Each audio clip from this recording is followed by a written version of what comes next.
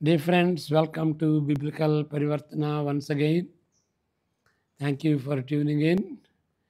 And also ఈ దినానికి అంటే సెప్టెంబర్ 17వ తారీఖుకి చెందినటువంటి వాక్య భాగం 2వ సమూయేలు 13వ అధ్యాయం. ఇది సుదీర్ఘమైనటువంటి వాక్య భాగం. మనం కొన్ని వచనాలు చదువుకుందాం. ముక్కై వంగనిది మ్రానాయి వంగున అనేటువంటి సామెత ఉంది కదా, అది దావీదు నిర్లక్ష్యం చేయటంలో ఇది రుజువైంది. ప్రార్థన చేసుకుందాం. May the words of my mouth and the meditation of our hearts be acceptable in thy sight, our rock and redeemer. ఆమేన్. వాక్యం చదవకుండా చెప్పండి అని, వాక్యం చదువుకుంటే చాలా టైం పడుతుంది అనే కామెంటు ఒక అతను చేశారు. కానీ వాక్యం చదువుకుంటే పర్లేదు, చదువుకున్నా కానీ మరలా దాని మీద ధ్యానించుకునేటప్పుడు దాన్ని చదువుకోవటం ఎప్పుడైనా సరే మంచిది. వాక్యం చదువుకోవటం ఎప్పుడు కూడాను వేస్ట్ ఆఫ్ టైం కాదు. కాబట్టి మొదటి 14 వచనాలు మనం చదువుకుందాం. తర్వాత దావీదు కుమారుడు అబ్షాలోమునకు తామారును ఒక సుందరి వతియగు సహోదరి ఉండగా, దావీదు కుమారుడు అమ్నోను ఆమెను మోహించెను. తామారు కన్య అయినందున ఆమెకు ఏమి చేయవలెనన్నను దుర్లభమని అమ్నోను గ్రహించి చింతాక్రాంతుడై తన చెల్లెలైన తామారును బట్టి చిక్కిపోయాను. అమ్నోను నాకు మిత్రుడు ఒకడు ఉండెను. అతడు దావీదు సహోదరుడైన షిమ్యా కుమారుడు. అతని పేరు యెహోనాదాబు. ఈ యెహోనాదాబు బహు కపటము గలవాడు. అతడు రాజకుమారుడవైన నీవు నానాటికి చిక్కిపోవుటకు హేతువేమి? సంగతి నాకు తెలియజెప్పవా అని అమ్నోనుతో అనగా, అమ్నోను నా తమ్ముడకు అబ్షాలోము సహోదరి అయిన తామారును నేను మోహించి ఉన్నానని అతనితో అనెను. యెహోనాదాబు, నీవు రోగివైనట్టు వేషము వేసుకొని, ఆయన ఇచ్చినటువంటి సలహా, వేషము వేసుకొని నీ మంచము మీద పండుకొని ఉండుము. నీ తండ్రి నిన్ను చూచుటకు వచ్చినప్పుడు నీవు నా చెల్లెనైన తామారు చేత సిద్ధపరచబడిన భోజనము నేను భుజించినట్లు ఆమె వచ్చి నేను చూచుచుండగా దానిని సిద్ధము చేసి నాకు పెట్టునట్లు సెలవిమ్మని అడుగుమని అతనికి బోధింపక అమ్నోను పడక మీద పండుకొనెను. అమ్నోను కాయలా పడినని రాజు అతని చూడవచ్చినప్పుడు అమ్నోను, నా చెల్లెలకు తామారు చేతి వంటకము నేను భుజించినట్లు ఆమె వచ్చి నేను చూచుచుండగా నా కొరకు 2 అప్పములను చేయుటకు సెలవిమ్మని రాజుతో మనవి చేయగా, దావీదు నీ అన్నయ్యకు అమ్నోను ఇంటికి పోయి అతని కొరకు భోజనం సిద్ధం చేయమని తామారు ఇంటికి వర్తమానము పంపాను. ఆయనకి డిసర్న్మెంట్ కూడా లేదు ఇక్కడ. కాబట్టి తామారు తన అన్నయ్యకు అమ్నోను ఇంటికి పోయాను. అతడు పండుకొని ఉండగా ఆమె పిండి తీసుకొని కలిపి అతని ఎదుట అప్పములు చేసి వాటిని కాల్చి బొరుసు పట్టుకొని అతనికి వడ్డింపగా, అతడు నాకు వద్దని చెప్పి ఉన్నవారందరూ నా యొద్ద నుండి అవతలకు పొండెనెను. నెక్స్ట్,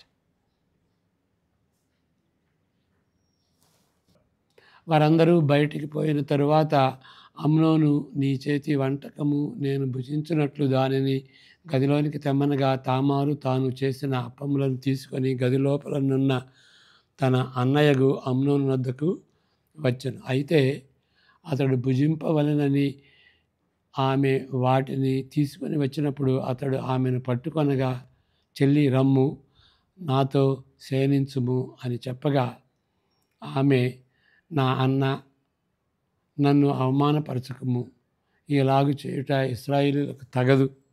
ఇట్టి జార కార్యము నీవు చేయవద్దు. నా అవమానము నేనెక్కడ దాచుకొందును? నీవును ఇశ్రాయేలులలో దుర్మార్గుడవగుదు. అయితే ఇందును గూర్చి రాజుతో మాట్లాడుము. అతడు నన్ను నీకియ్యక పోడు అని చెప్పినను అతడు ఆమె మాట వినక ఆమెను బలవంతం చేసి అవమానపరిచి ఆమెతో శయనించెను. చూడండి, ఇంత అఘోరం జరుగుతుంది. అంటే ఇక్కడ అబ్షలోము, తామారు. ఇప్పుడు ఈ అమ్నాను అంటే వేరే వేరే సవిత అంటాం కదా, పుట్టినటువంటి అతను అమ్నాను. మరి అబ్షలోము రియల్ సిస్టర్ అంటే ఒకే తల్లికి పుట్టినటువంటి వ్యక్తి తామారు. ఈ తామారుని అతను అమ్నాను ఆయన అన్నయ్య ఉండి కూడాను తామారుని చెరిపాడు. ఓకే, అది చదువుకున్నాం మనం.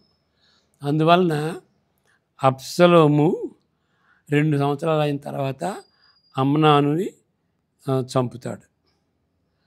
ఇప్పుడు ఇక్కడ ఏంటి అని అంటే, అంతకుముందు యోవాబు అబ్నేర్ని చంపినటువంటి విషయం ఎందుకు అని అంటే, యోవాబు సహోదరుడు అషాహేలుని అబ్నేరు యుద్ధంలో చంపుతాడు. అంటే ఇష్బోషెతు వాళ్ళకి యుద్ధం జరిగినప్పుడు అప్పుడు యోవాబు పక్షమున ఉన్నటువంటి ఆయన తమ్ముడు అసాహేలుని మరి అబ్నేరు చంపుతాడు. ఈయన యుద్ధంలో చంపాడు. అయితే ఇక్కడ ఈయన ఇండివిజువల్గా వెళ్ళి యోవాబు అబ్నేరుని చంపుతాడన్నమాట. ఇలాంటి గందరగోళం జరిగినప్పుడు యోవాబుని దావీదు డిసిప్లిన్ చేయలేదు. అంతేకాదు, ఇక్కడ అబ్షలోము ఆయన్ని ఇంతదాకా ఎందుకు వచ్చిందంటే అబ్షలోముని ఆయన డిసిప్లిన్ చేయలేదు. మరి ఇంకా ముదిరిపోయింది అమ్నోనుని ఆయన ఇండివిజువల్గా వెళ్ళి చంపాడు. ఓకే, ఎందుకంటే 2 సంవత్సరాలు అయిన తర్వాత అప్పుడు దాకా కక్ష పెట్టుకుని తామారుని సిస్టర్ని రేప్ చేసినందుకు. ఇలాంటి వాటిల్లో దావీదు సరిగా నిర్ణయాలు తీసుకోలేదు. అంటే ఈయన డిసిప్లిన్ చేయలేదు, ఇక్కడ అబ్షలోముని డిసిప్లిన్ చేయలేదు. కాబట్టి అబ్షలోము ఈ విధంగా తయారయ్యాడు. చివరికి 15వ అధ్యాయంలో మనం చూసేది ఏంటంటే, అబ్షలోము దావీదుకే తిరగబడ్డాడు. ఓకే, ఆయన రాజ్యం తీసుకోవాలని చూశాడన్నమాట. అంటే మొక్కయి చిన్నప్పుడు డిసిప్లిన్ చేయకపోతే ఇక చివరికి అది ముదిరి అతనికే మోసం పుట్టేటటువంటి రీతిగా మరి అది అతను మారలేదన్నమాట. అప్పుడు చివరికి అబ్షలోము కూడా చనిపోతాడు అనుకోండి, ఆయన యొక్క జుట్టును బట్టి. ఓకే, ప్రవక్త అయిన నాతాను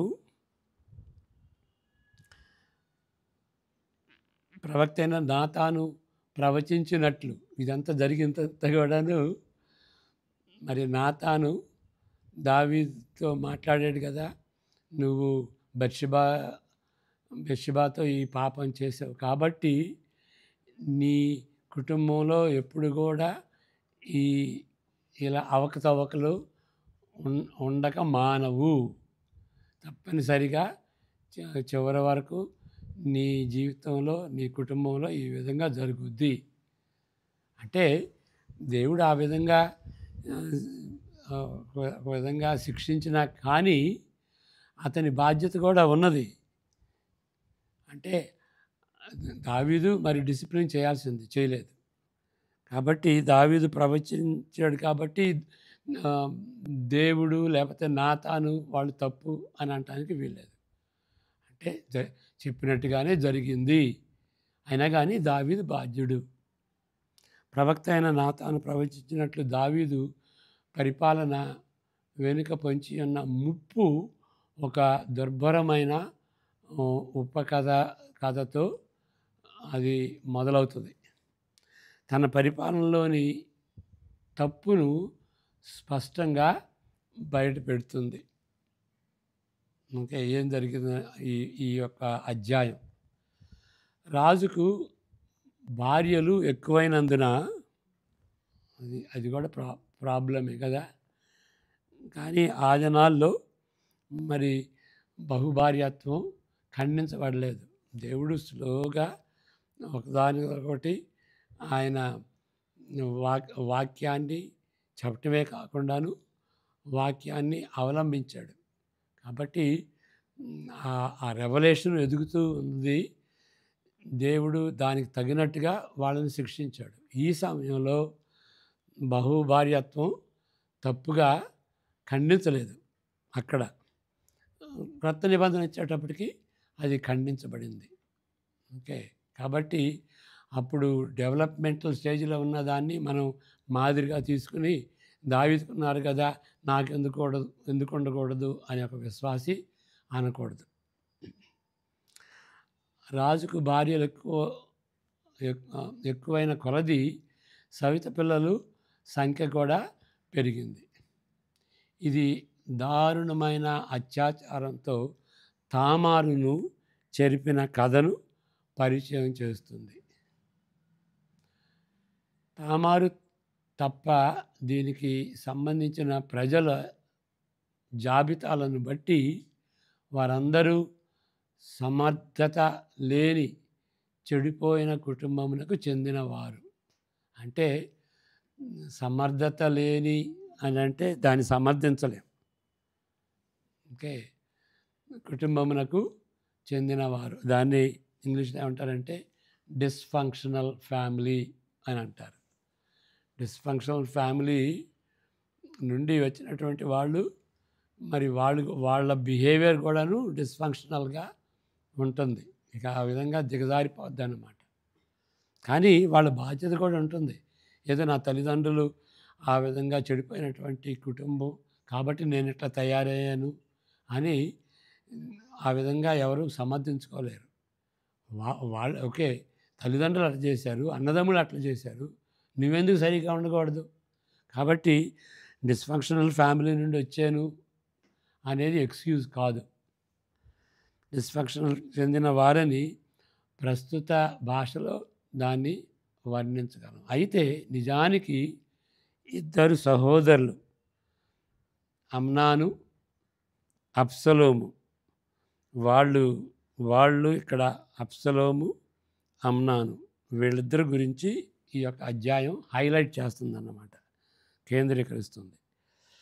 వారిని దావీదు క్రమశిక్షణలో పెట్టిన విధానం లేక క్రమశిక్షణలో పెట్టని విధానం అంటే ఇంకా బాగుంటుంది. అంతకుముందు యోవాబుతో ప్రవర్తించిన తీరుగానే ఉంటుంది. ఇక్కడ సెప్టెంబర్ 9th ఆ విషయం మనం చర్చించుకున్నాం. ఇక్కడ ఏంటి అంటే యోవాబుని ఆయన సరిగా డిసిప్లిన్ చేయలేదు.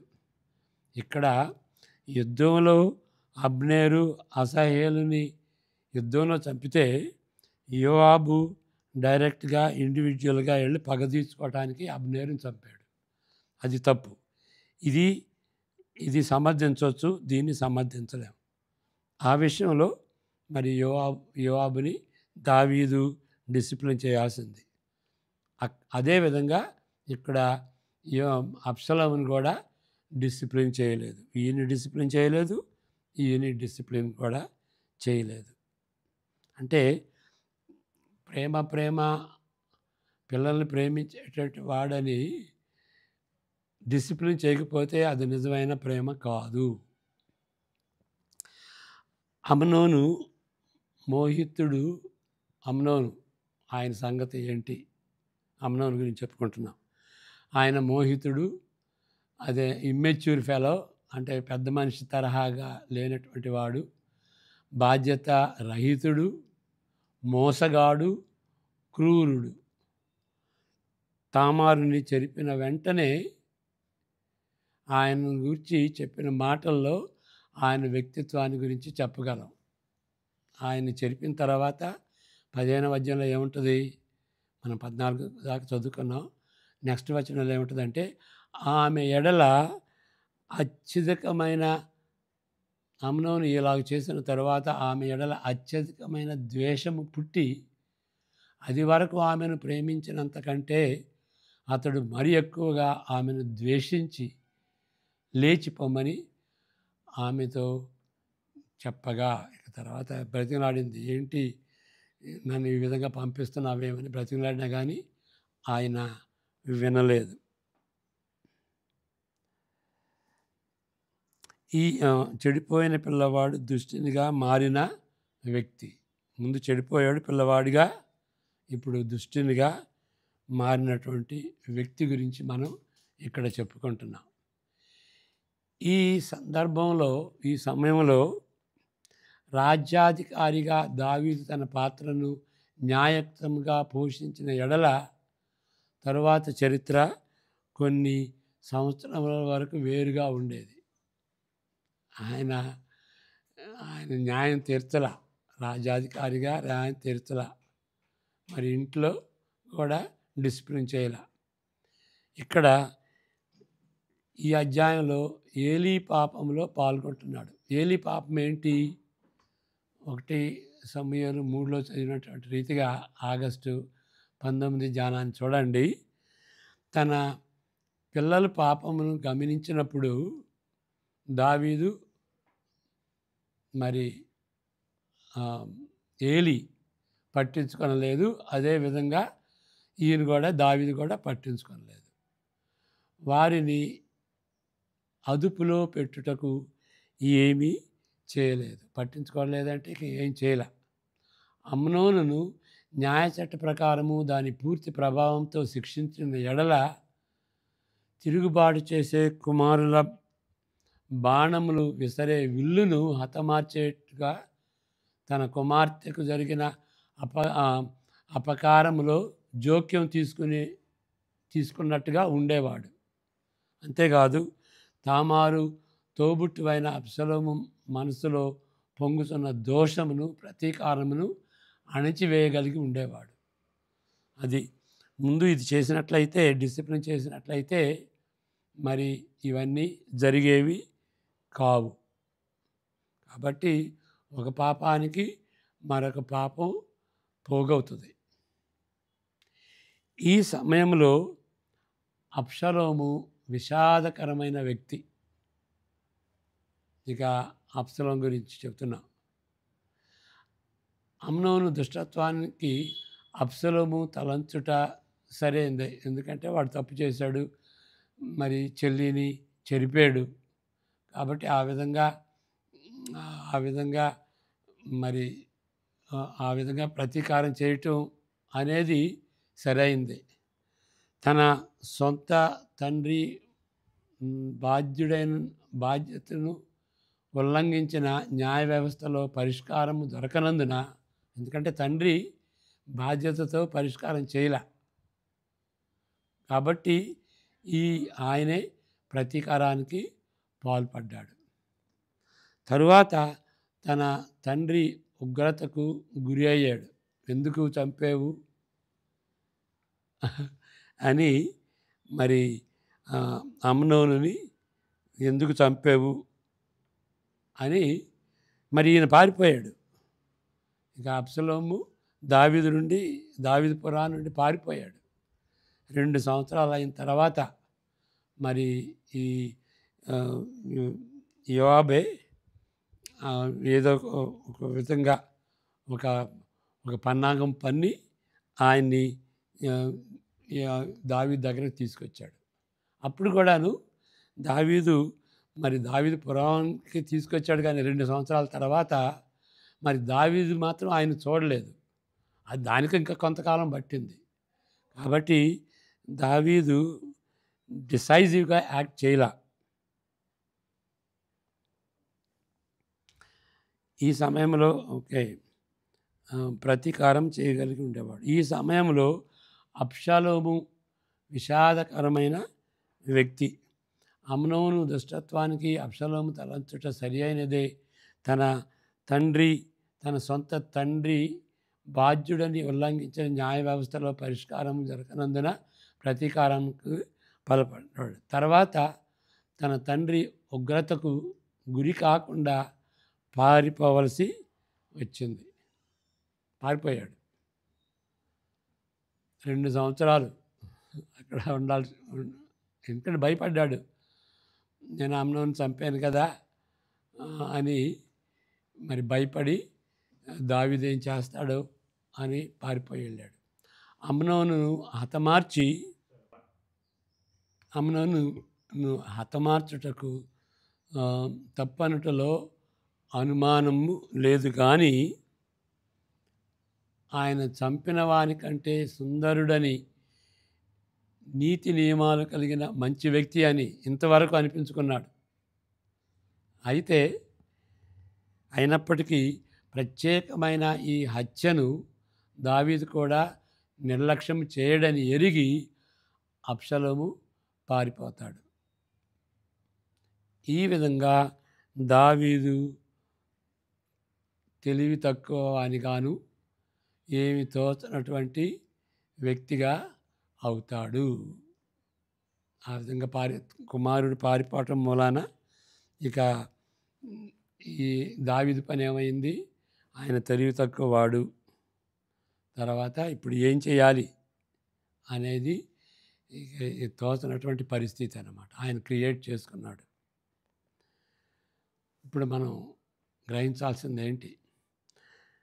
తండ్రి కుమారుల మధ్య ఉండే సంబంధాలు ఆకర్షణీయంగాను సూటిగాను ఉండుట చాలా అరుదు.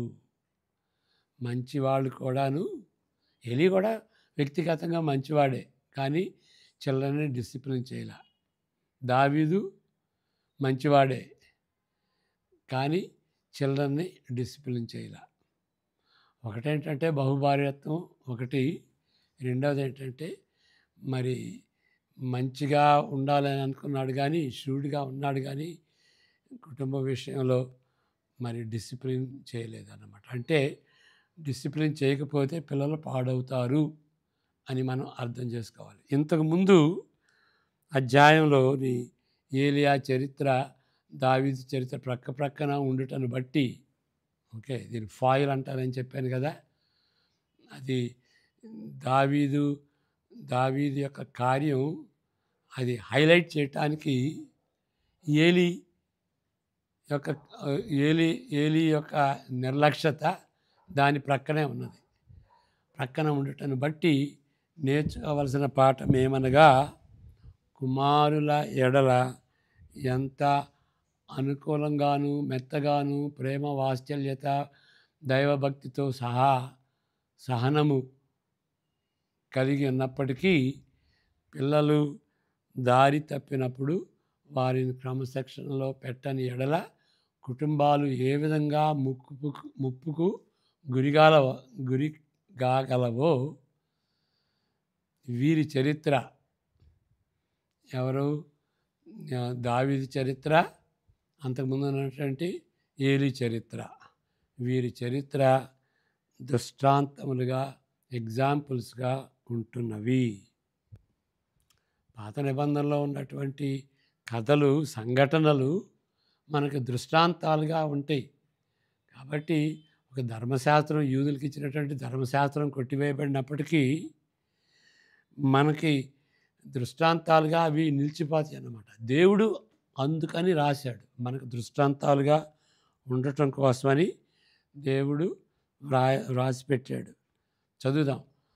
రోమా 15:4, రోమా 15:4, 1 కొరింథీ 10, 3, 4, 5, 6 వచనాలు చదువుకుందాం. ఈ రెండిట్లో కూడాను అంటే పాత నిబంధన మనకి అవసరం. ఎందుకు చెబుతున్నానంటే యేసుప్రభు ఉన్నాడు కదండి, ఇక ఆయన ఆయన సువార్త సరిపోద్ది కదా, ఆయన ప్రేమ సరిపోద్ది కదా, మరి పాత నిబంధన ఎందుకు? పాత నిబంధన కొట్టివేశాడు కదా. పాత నిబంధన కొట్టివేయలేదు. పాత నిబంధనలో ఉన్నటువంటి ఆ యొక్క నిబంధనని, దేవుడు చేసుకున్నటువంటి నిబంధనని కొట్టివేశాడు. అంతేగాని 39 పుస్తకాలు మనకి అవసరం. రోమా 15:4 ఏలయనగా ఓర్పు వలనను లేఖనముల వలనని ఆదరణ వలనను మనకు నిరీక్షణ కలుగుటకై పూర్వమందు వ్రాయబడినవన్నీ మనకు బోధ కలుగు నిమిత్తము మనకు, ఇప్పుడు మనకు అని అంటే పౌలు రోమన్స్కి రాస్తున్నటువంటిది. అంటే ఆయన పాత నిబంధనకు చెందినటువంటి వాడు కాదు, క్రొత్త నిబంధనకు చెందినటువంటి వాడు. వాళ్ళే మనకు క్రొత్త నిబంధనకు సంబంధించినటువంటి వారికి. అప్పుడు రోమీలకు మరి ఎవరినైతే పౌలు సంబోధిస్తున్నాడో వాళ్ళకి, అంతేకాదు ఈ క్రొత్త నిబంధన యుగాంతంలో ఉన్నటువంటి వాళ్ళందరికీ, అంటే మనం ఇప్పుడు జీవిస్తున్నటువంటి మనకు కూడా, మనల్ని కూడా దృష్టిలో పెట్టుకుని లేఖనాలు వ్రాయబడినవి. ఓల్డ్ టెస్టిమెంట్ రాయబడింది. 1 కొరింథీ 10వ అధ్యాయం. ఇశ్రాయేలీయులు మరి దేవునికి అవిధేయులై 11 కాదు 3వ వచనం నుండి. Okay, yeah, that is also fine. ఈ సంగతులు దృష్టాంతములుగా వారికి సంబంధించి యుగాంతమందున్న మనకు బుద్ధి కలుగుటకై వ్రాయబడిను. ఇది గమనించుకోవాలి. కాబట్టి దేవుడు ఆ ఉద్దేశంతో మనకి, అంటే ఇట్లా చేస్తే, సరిగా చేస్తే మనకి రక్షణ వస్తుంది, లేకపోతే పరలోకంలో వెళ్తాము అని కాదు. పరలోకానికి వెళ్ళాలంటే యేసు ప్రభుని తప్పనిసరిగా ఆయన్ని నమ్మాలి, పాప పశ్చాత్తాప పడాలి. పాప పశ్చాత్తాప పడి పాపం లేనట్లుగా ఏ విధంగా జీవించాలి అనేటువంటిది, ఈ విషయాలు దానికి దృష్టాంతాలుగా ఉంటాయి అన్నమాట. ఆ విధంగా మనం ఈ హెచ్చరికలను మనం దేవుని వాక్యంగా తీసుకుని, సీరియస్గా తీసుకుని, ఆ దారిలో మరి దావీదంటే క్రీస్తుకు పూర్వం 1000 సంవత్సరాల క్రితం చేసినటువంటి ఈ పనులు, అప్పుడు మనకున్నటువంటి రీతిగా యేసు ప్రభు మరణ పునరుద్ధానాలు తెలియదు, సువార్త లేదు, మరి పరిశుద్ధాత్మ దేవుడు మనకు ఇవ్వబడలేదు, మరి లేఖనాలు లేవు, ఇంత ఉదాహరణ లేదు, ఇంత చర్చి హిస్టరీ లేదు, మరి ఈ విధంగా విశదీకరించి కార్సన్ లాంటి వాళ్ళు విశదీకరించి చెప్పేటువంటి టీచర్స్ లేరు. అన్నీ ఉన్నా కానీ దావీదు వలె చేస్తే అది ఇంకా ఘోరమైనటువంటి విషయంగా మనం ఎంచాలి. కాబట్టి నిజమైనటువంటి విశ్వాసిగా రూపొందించుకోవటానికి, రుజువు చేసుకోవటానికి మనం ఈ పాపాలని, ఈ ఇండిసిప్లిన్ని అవాయిడ్ చేయాలి. దేవుడు మనకి తగినటువంటి కృప అనుగ్రహించును గాక. ప్రార్థన చేసుకుందాం.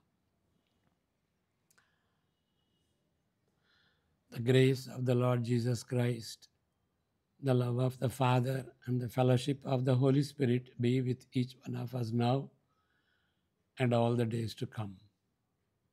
Amen. God bless you.